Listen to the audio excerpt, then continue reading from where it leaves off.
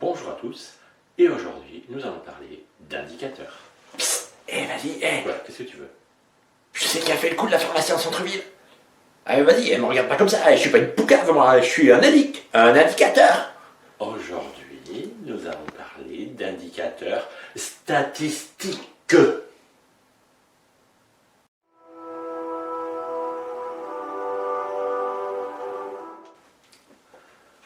Bien, reprenons. Tu fais quoi là? C'est un panneau indicateur. Bon, c'est bon, je peux casser. Non mais vas-y, le prends pas comme ça. Attends, j'en avais d'autres. Ding dong, il est 7h, j'indique l'heure. Allez, vas-y, elle était drôle celle-là. Allez, attends, j'en ai une autre. Attends.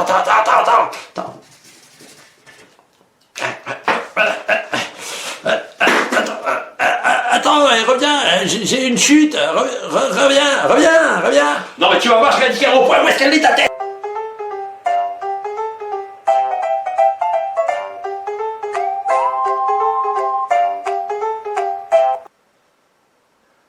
Les indicateurs sont des valeurs numériques qui donnent une information sur les données que nous avons. Par exemple, le premier est celui que nous appelons communément la taille. Tu fais quoi là? J'ai amené un sécateur pour la taille. Ok, on va le prendre comme ça. Faisons apparaître une liste. C'est quoi cette liste? Ce sont les parties de ton corps que je vais découper dans l'ordre dans lequel je vais les découper pour la taille. Je vais vous laisser travailler alors. Le mot taille est à comprendre au sens taille d'une personne. Mathématiquement, on appelle ça plutôt l'effectif total. Faisons apparaître une liste. Vous remarquerez que la liste se note entre parenthèses et que les valeurs sont séparées par des points-virgules, car un nombre peut être décimal, comme le 12,5 que vous avez là, qu'il ne faut pas confondre avec un 12 et un 5. Donc, dans cette liste, l'effectif total, ou la taille, est de 8, il suffit de le compter. L'effectif total est un indicateur extrêmement simple et pourtant très important. Savoir combien on a de valeurs donne déjà des informations sur la liste. Par exemple, si je vous dis que vos résultats de maths sont grosso modo de 5 sur 20, mais que l'effectif est de 1, ça veut dire que je vous ai évalué sur une seule note.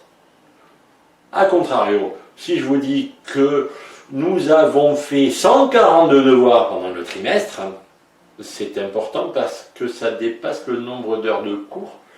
Alors à un moment donné, quand est-ce qu'on a fait cours finalement?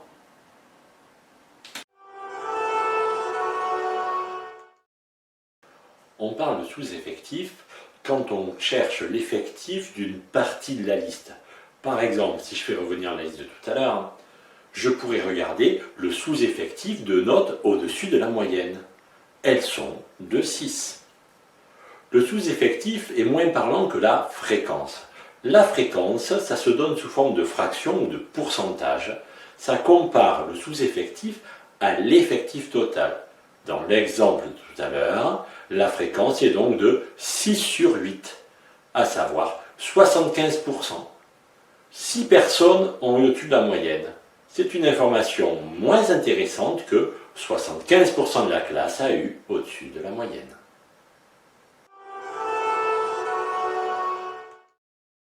Il existe des indicateurs qui permettent de savoir un petit peu où est la liste. On appelle cela des indicateurs de position. Ils sont très nombreux et certains ne seront vus que dans les années à venir. Les 3 premiers indicateurs vus en 6e sont le minimum, le maximum et l'étendue. Le minimum est la plus petite valeur de la liste. Le maximum est la plus grande valeur de la liste. Et l'étendue, l'écart entre ces deux valeurs. Il suffit de les chercher dans la liste pour les trouver. Mais il se peut que la liste soit très grande. Dans le cas de la liste que vous avez là, pour trouver le minimum, la technique est assez simple. On commence au début de la liste et on va prendre la plus petite valeur qu'on trouve. Ici, un 8. Et puis on va continuer de parcourir la liste jusqu'à ce qu'on trouve plus petit, un 7, et qu'on trouve encore plus petit, un 6. Attention, il n'y a pas de 5 dans la liste, ce sont des virgules 5. D'où l'importance de bien lire entre les virgules et les points-virgules. On fait la même chose pour le maximum, on trouve un 18 assez rapidement, on continue de parcourir la liste et on finit par trouver un 19 qui est plus grand que 18, c'est donc ça le maximum. Les notes vont donc de 6 à 19 et l'étendue est de 13, car la distance entre 19 et 6 est de 13. Pour la calculer, il suffit par exemple de faire la soustraction 19 moins 6, ce qui donne 13. Il existe d'autres indicateurs comme le mode par exemple, qui est la valeur qui revient le plus souvent, il n'y en a pas toujours, ou comme le total et la moyenne. Le total, c'est l'addition de toutes les valeurs de la liste. Ça sert assez rarement, mais parfois, par exemple pour le brevet, on calculera si vous avez le brevet par rapport à votre total de points. La moyenne, c'est un indicateur utilisé très souvent dans le milieu scolaire.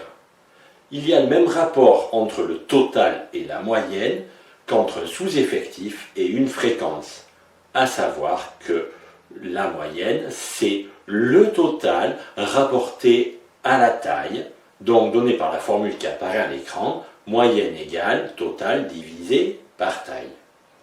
Dans la liste du départ, le total est de 99,5. Du coup, on va le diviser par la taille, c'est-à-dire 8. Le souci avec la moyenne, c'est qu'elle tombe rarement juste, parce qu'on fait parfois des divisions par 32, 43, qui ont peu de chances de tomber chez les décimaux, ou parfois donnent beaucoup de décimales, comme c'est le cas dans l'exemple actuel. Du coup, on va souvent donner une valeur approchée de la moyenne. Là, en l'occurrence, la moyenne est d'environ 12,4. Et voilà, c'est la fin de cette vidéo sur les indicateurs statistiques. Et si tu crois que je ne t'ai pas vu dans mon dos petit lama, tu te fais des illusions comme mes élèves qui, en moyenne, décrochent environ une fois toutes les 30 secondes. Et comme cette vidéo dure un peu plus de 6 minutes, on peut considérer qu'ils ont décroché environ 12 fois. Peut-être qu'ils feront mieux la prochaine fois.